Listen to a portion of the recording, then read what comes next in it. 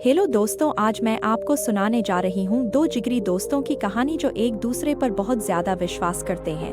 एक गांव में रोहित और सूरज दो जिगरी दोस्त रहा करते थे।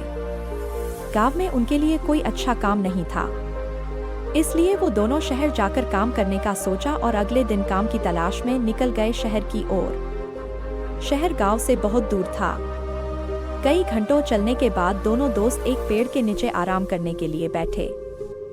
रोहित सूरज से कहने लगा, शहर अभी भी 4-5 किलोमीटर दूर है। लेकिन सूरज ने कहा, नहीं, शहर मात्र 2-3 किलोमीटर दूर है। इसी बात पे दोनों में बहस होने लगी। अचानक सूरज ने रोहित को जोर से एक चाटा मार दिया। रोहित शांत स्वभाव का था, इसलिए उसने सूरज से कुछ नहीं कहा और एक लकड़ी लेकर जमीन पर लिखने लगा, आज मेरा जिगरी दोस्त ने मुझे चाटा मारा। फिर दोनों शहर की ओर चल दिए। अब कोई किसी से बात नहीं कर रहा था।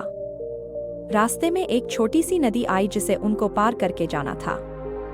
सबसे पहले रोहित नदी में उतरा और उसका पैर दलदल में फंस गया। उसने सूरज से मदद मांगी और सूरज जल्दी से भाग के रोहित के पास गया और उसे दलदल से बाहर निकाला। फिर दोनों एक साथ नदी पार किया। कुछ दूर जाने के बाद रोहित को एक दीवार नजर आया। उसने एक पत्थर ढूंढ के दीवार पर लिखने लगा, आज मेरे जिगरी दोस्त ने मेरी जान बचाई। ये देखकर सूरज रोहित से कहने लगा, जब मैंने तुम्हें थप्पड़ मारा तो तुमने वहीं पर जमीन में उस बात को लिख दिया, और अपनी जान बचाने की बात तो तुम नदी के किनारे भी लिख सकते थे, तो इतनी दूर इस दीवार पर क्यों लिखा?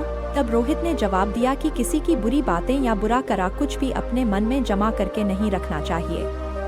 इससे उस इंसान के प्रति हमारे मन में नफरत पैदा होती है। इसीलिए जब तुमने मुझे थप्पड़ मारा तो मैंने उसे जमीन पर लिख दिया, क्योंकि कुछ देर बाद हवा चलेगी और वो लिखावट मिट जाएगी। लेकिन किसी की मदद को कभी भूलना नहीं चाहिए, उसे हमेशा याद रखना चाहिए। इसीलिए मैंने तुम्हारी की हुई मदद को नदी के किनारे नहीं लिखा और यहाँ इस दीवार पर लिख दिया, ताकि ये बहुत दिन तक यहाँ लिखा रहे।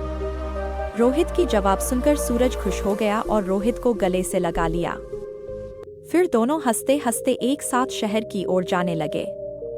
सीख: इस छोटी सी कहानी से हमें ये सीख मिलती है कि हमेशा दूसरों की अच्छाई को अपने दिल में जगह देनी चाहिए। इससे हमारे रिश्ते उस इंसान के साथ अच्छे रहते हैं। ऐसी ही और मजेदार कहानी सुनने के लिए वीडियो को लाइक करें और चैनल को सब्सक्राइब करें और कमेंट करके जरूर बताएं ये कहानी आपको कैसी लगी है।